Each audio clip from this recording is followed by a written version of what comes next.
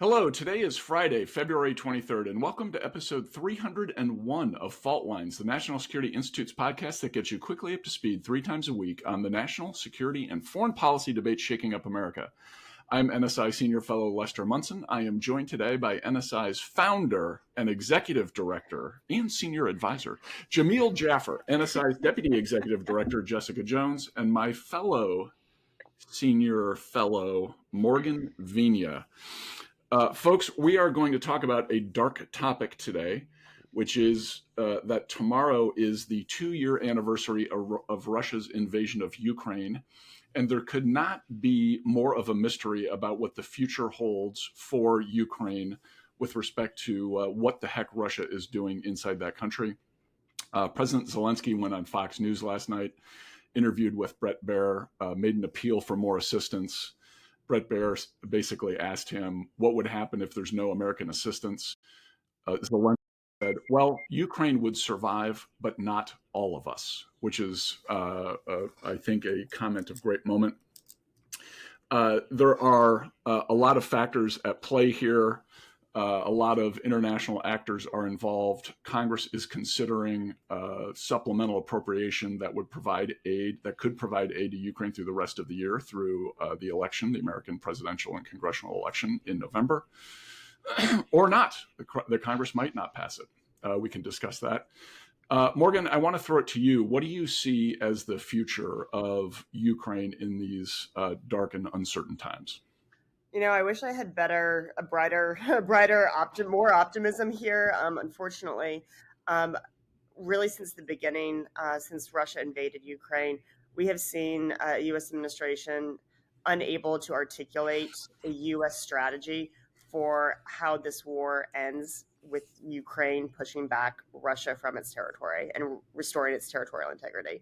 Not only that, but we've seen a lack of momentum by Congress, a very divided Congress, on how to continue U.S. security assistance for Ukraine.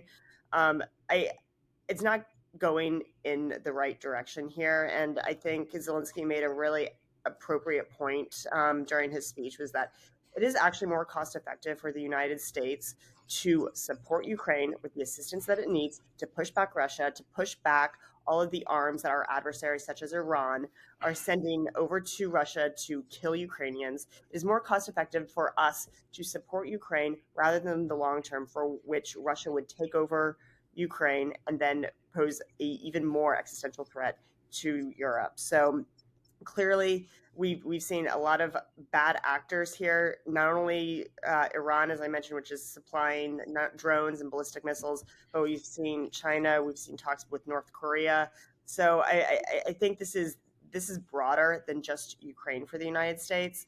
And really, this administration has just not demonstrated that level of how we are going to not only address Ukraine, but the larger global picture here about U.S. abdication of leadership.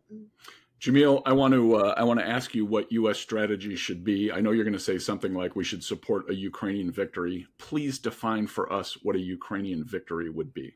Yeah, look, the problem, as Morgan rightly points out, is this administration has never had a plan for Ukraine winning this war. It's been an effort to just get as little weaponry in the fight as possible to not get Russia to get too aggressive, but not really to get Russia out of Ukraine. And so, for me, the answer to what victory means is at a minimum, Russia out of all the territory it's taken thus far in eastern Ukraine, at a maximum, Russia out of Crimea as well, right, and no longer posing a threat. Now, they're not going to take out Russian weapons long term, right? So at a minimum, what they need to do is get Russia out of the territory it has. In order to do that, that means they've got to hit Russia behind its own lines. That means you have to give them long-range weaponry that this administration has consistently failed to give the Ukrainians.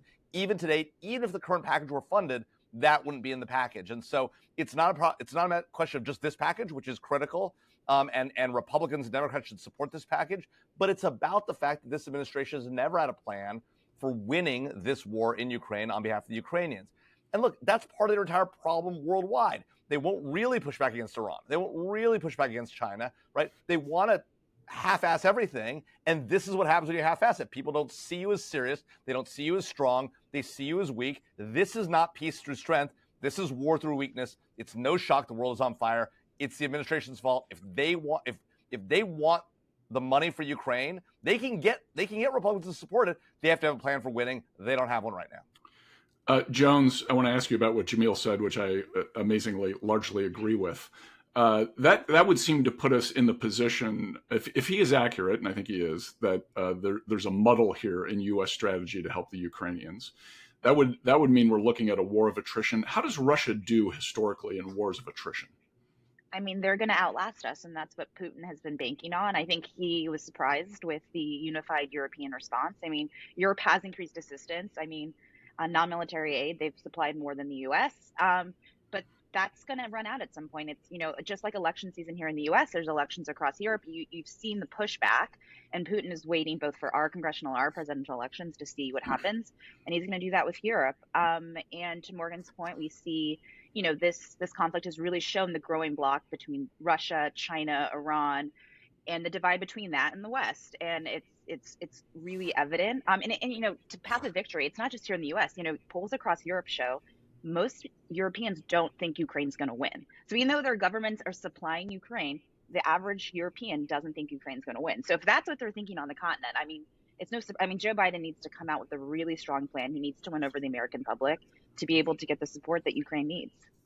Here's my point. In order for that to happen, Jones, and I totally agree with you, the president has to do his job. That means he needs to be giving speeches. He needs to be traveling around the country. He needs to be talking to Americans. He needs to be putting pressure on Congress. He needs to send his cabinet out to the hustings, to be out on really effectively on a campaign trail, a campaign to win support for Ukraine, for a strategy that actually makes sense, that can actually win. The White House is doing exactly zero of that.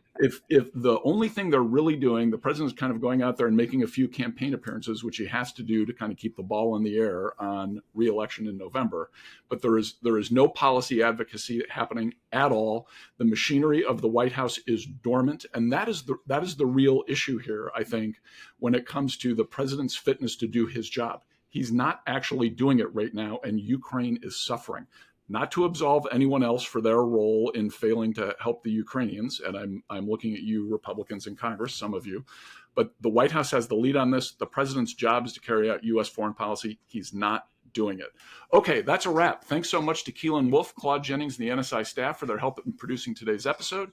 Join us again on Monday, February 26th, for another episode of Fault Lines, the National Security Institute's podcast that gets you smart fast on the national security and foreign policy debate shaking up America. Fault Lines is now on YouTube, so check out our channel for a video of today's episode. For our lighthearted conversation today. All the positivity.